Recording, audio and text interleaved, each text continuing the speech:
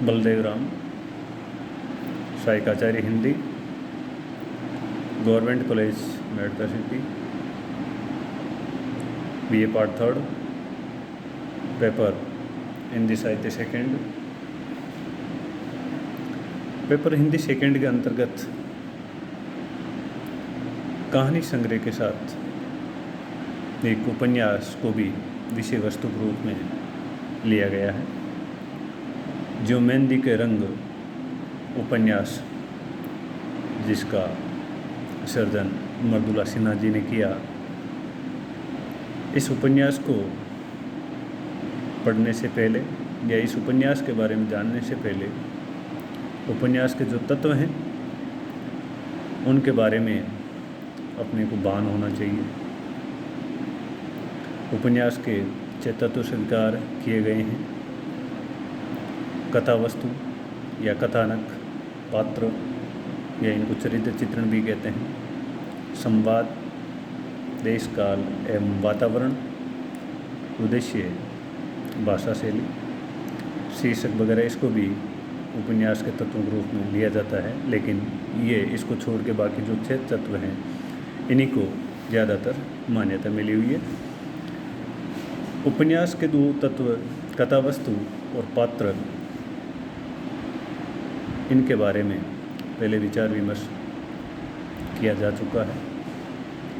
आज उपन्यास का जो तीसरा महत्वपूर्ण तत्व है संवाद, या उसको कथोपकथन भी कहते हैं, बातचीत भी कहते हैं, वार्तालाप भी कहते हैं, उसके बारे में आज विचार विमर्श करेंगे। संवाद या बातचीत या यूं के कथोपकथन उपन्यास में अपनी महत्वपूर्ण भूमिका या अपना महत्वपूर्ण रोल अदा करते हैं। अब ये रोल कैसे अदा करते हैं? कथा वस्तु का निर्माण करने में, कथा वस्तु को स्पष्ट कराने में, अमूर्त भावों के प्रकटीकरण में, कथा वस्तु को संप्रेषी बनाने में, कथा वस्तु में नाटकीयता का समावेश करने में, पात्रों के चरित्र का उद्घाटन करने में,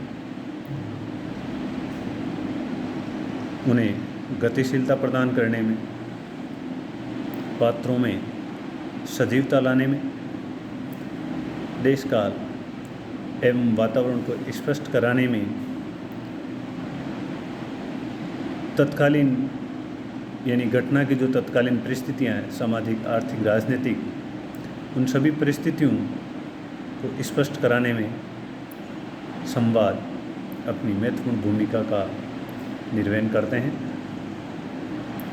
संवाद को बातचीत, वार्ता, वार्तालाप, कथोपकथन आदि नामों से भी पुकारा जाता है, जाना जाता है, या इन्हें नामों की संज्ञा दी जाती है। पात्रों की बातचीत से ही हम उनसे पूर्ण रूप से परिचित हो पाते हैं। पात्रों को सजीवता संवाद ही प्रदान करते हैं तथा कथानक को रोचक एवं प्रभावशाली बनाने में अपनी महती भूमिका अदा करते हैं। संवाद कैसे होने चाहिए? संवाद विषय के अनुकूल एवं पात्रों के अनुकूल होने चाहिए। यदि ये दोनों प्रकार की अनुकूलता नहीं होगी तो असंगति दोष इसमें आ सकता है। उनमें सरलता, स्पष्टता के साथ साथ संक्षिप्तता की भी मांग आपके संवाद करते हैं। मिस्टर बेकर ने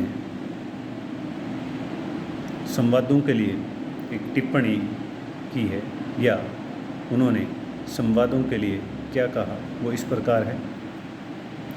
यदि संवादों को समझने के लिए शब्दकोश देखना पड़े तो संवाद अपना उद्देश्य खो देते हैं, यानी उनका उद्देश्य नष्ट हो जाता है। स्पष्ट है, संवादों को समझने के लिए पाठकों को कभी भी शब्दकोश की ज़रूरत नहीं पड़नी चाहिए। कहने का मतलब स्पष्ट है कि संवाद सरल, संक्षिप्त, रोचक होने चाहिए जो पाठकों को तुरंत आकर्षित करे, कथा वस्तु को स्पष्ट कर दे, उसमें रोचकता को भर दे और पात्रों के चरित्र को एक प्रकार से साफ सुथरे रूप में सामने रखने में यदि संवाद सक्षम है तो निश्चित रूप से वो संवाद किसी भी कहानी या किसी भी उपन्यास की कथा वस्तु में चार चांद लगाने का काम करते हैं।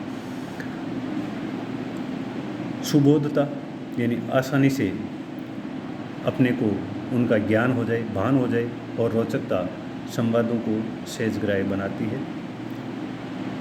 अब अपन देश काल और वातावरण यानी ये जो उपन्यास का तत्व है इसके बारे में भी आज विचार विमर्श करेंगे।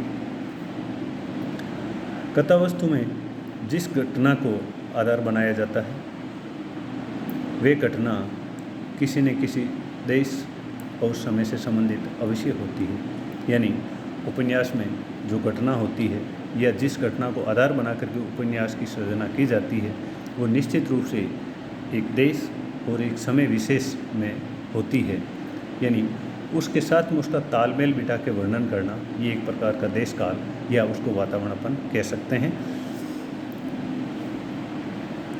कथानक में स्वाभाविकता एवं प्रभावात्मकता के लिए देश काल एवं वातावरण का समुचित चित्रण भी आवश्यक माना जाता है।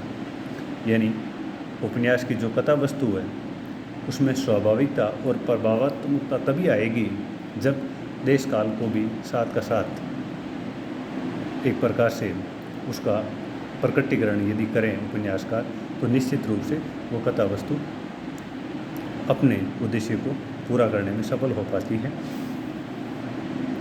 कथा वस्तु एवं पात्रों का संबंध किसी न किसी स्थान समय से अवश्य होता है।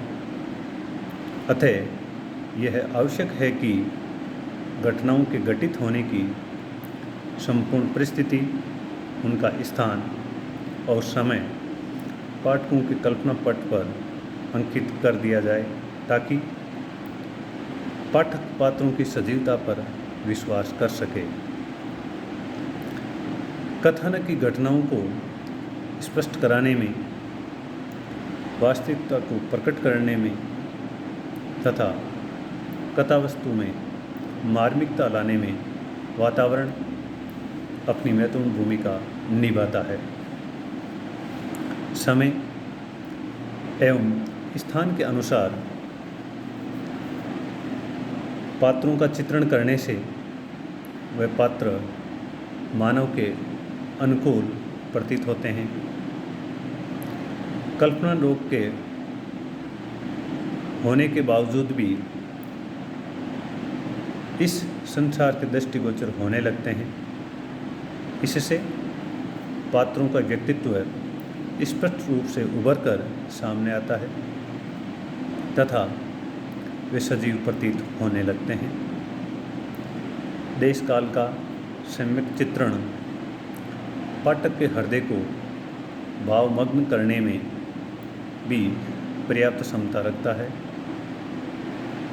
आधुनिक उपन्यासों एवं कथा साहित्य में यदि अंतर किया जाए तो सबसे बड़ा अंतर यही है कि प्राचीन कथाओं के पात्र देशकाल सापेक्ष नहीं होते थे और आधुनिक उपन्यास समय एवं स्थान का यथातथ्यात्मक चित्र उपस्थित कर देते हैं।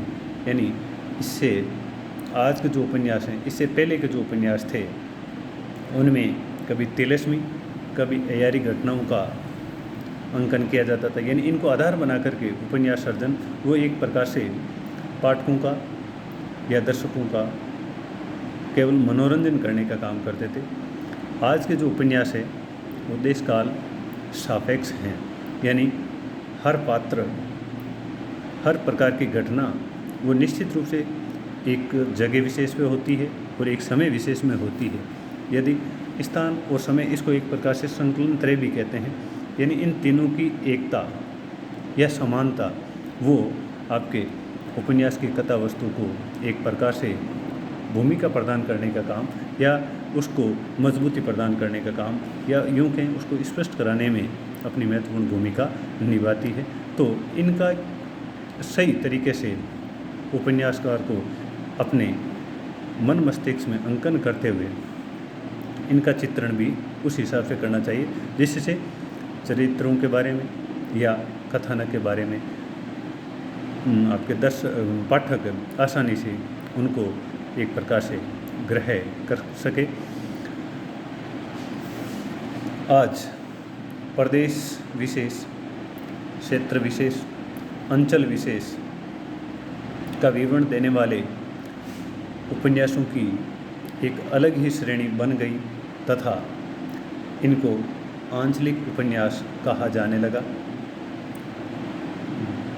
फणीश्वरनाथ रेणु इस श्रेणी में काफ़ी आगे बढ़े हुए, यानी उन्होंने किसी अंचल विशेष या क्षेत्र विशेष को आधार बना करके उपन्यास सर्जन किया है।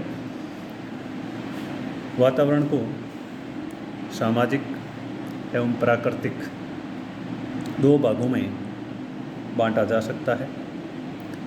प्राकृतिक में जड़ प्रकृति का चित्रण भी समाविष्ट किया जा सकता है। इसमें उन सभी स्थानों का चित्रण सम्मिलित किया जाता है जिसमें पात्र विचरण करते हैं और अपने क्रियाकलापों का विस्तार करते तथा अंजाम देते हैं।